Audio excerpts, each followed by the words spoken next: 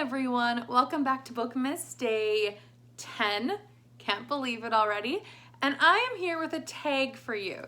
Now, I was looking around for a fun tag, and this one just came out end of November, so it's not one from last year, and it was created by Lauren Wade.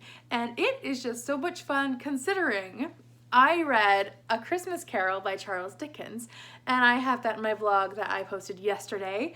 And it was one of my books that I read for 'Tis the Season-a-thon, and I just really loved reading this. And then I saw that she made a tag about the characters, about this book, and I could not resist. So we're gonna just do it. It's gonna be a lot of fun, and we're just gonna jump in.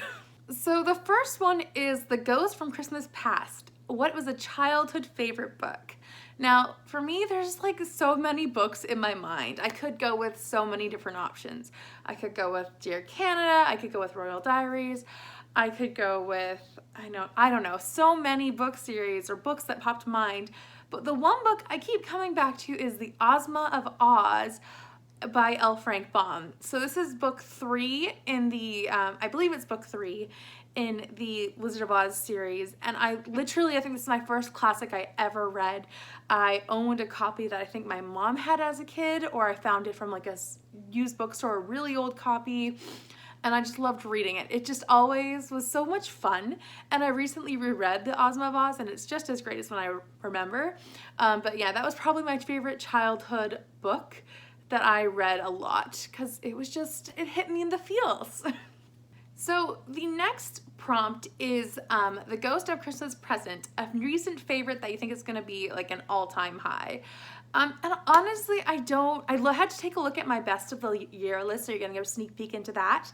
But I think I'm going to go with, it's a hard choice, I think I just might go with Born Identity, because I loved that book. And I didn't think I would love that book so much. I knew I'd enjoy it, but I didn't think I would love it. So it might be one of my new favorites. It's definitely my new favorite in that genre, which I don't tend to pick up, and I want to pick up more of now. The spy, espionage, government kind of things. I don't tend to pick those up, but I always enjoy them. So picking up more in the future, and I hope to continue that series soon. But it is a long series, the Born Identity, or the Born series. But yeah, probably my new favorite, and I'm so glad I did not get rid of those books before I read them. Prompt number 3 is The Ghost of Christmas Yet to Come, and that's a book that you're really anticipating that's coming out next year. I don't know. I don't follow too many releases. Ever since joining NetGalley, I've had my eye on a few which I wish I could get. One of which is the new Charles Todd book. I love their books. It's a mother-son duo, and I read them as they come out from the library, so that's one. I can't remember its name right now. I'll put it right here. And then another one that I'm actually really interested in is the Silent Shadows one by Natalie Walters, which is the third and final book in the series, the Harbor Secrets series, I believe it's called. And I reviewed the first 2 in my Day 2 Bookmas, which was my wrap up from November. So that's another book I'm really excited to pick up as soon as possible. Yeah, other than that, I can't think of any, but that's more than what was required. So the next prompt is Bah Humbug, a book that everyone loves and you can't stand.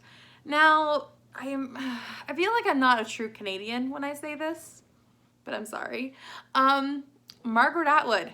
I don't understand why people love Margaret Atwood. I mean, I get that people do. I just don't know why. I personally read Orcs and Crake, and I really didn't like it.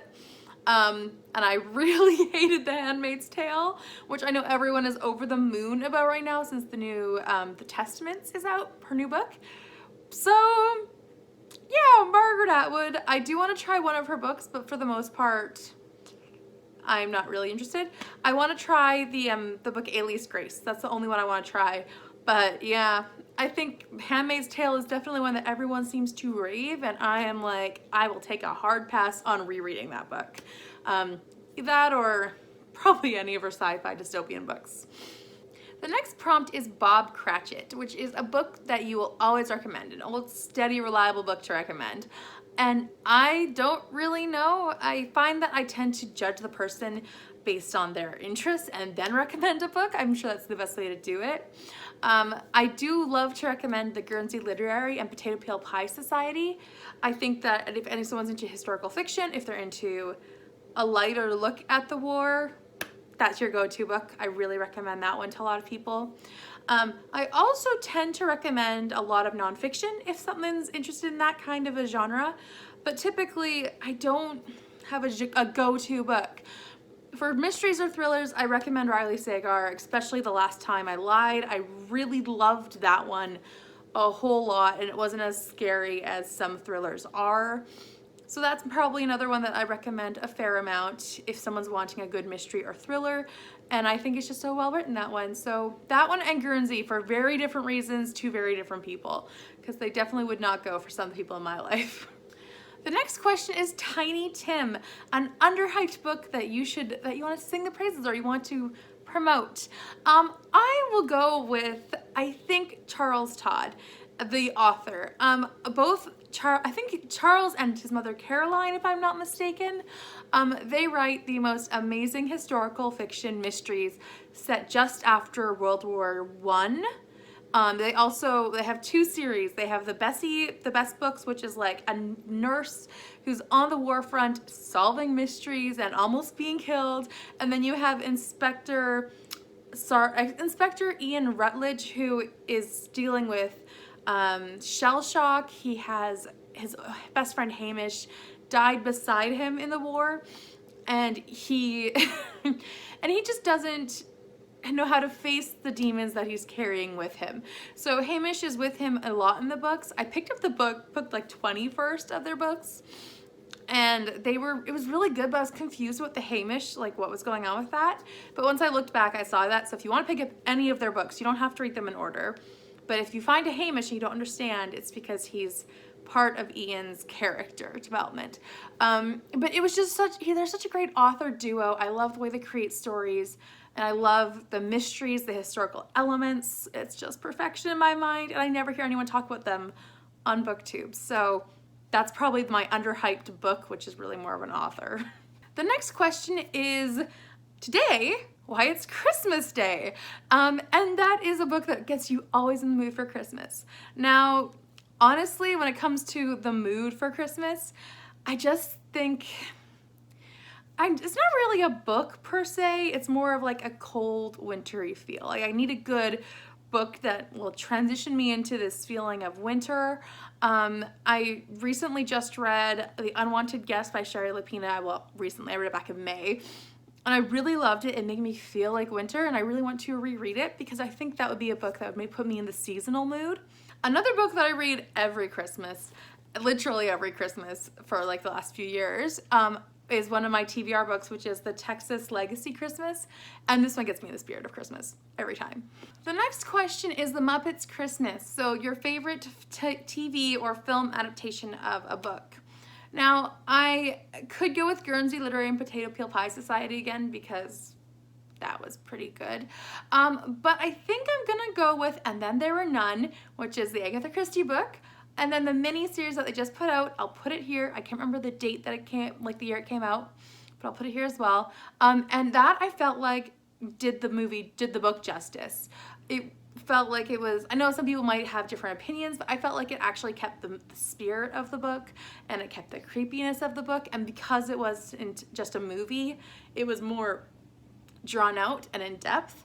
I have seen another movie adaptation of And Then There Were None, and I didn't really like the ending because it took away from the story. But yes, so I really enjoy the TV adaptation, and I thought it was really well done. The last prompt is to tag others. So I am going to tag Megan Hannett. I think she would have fun with this one. I'm also going to tag Victoria from Musical Bookworm and Angie from Literary Labors. I hope you all do this tag, and I'd love to see your answers.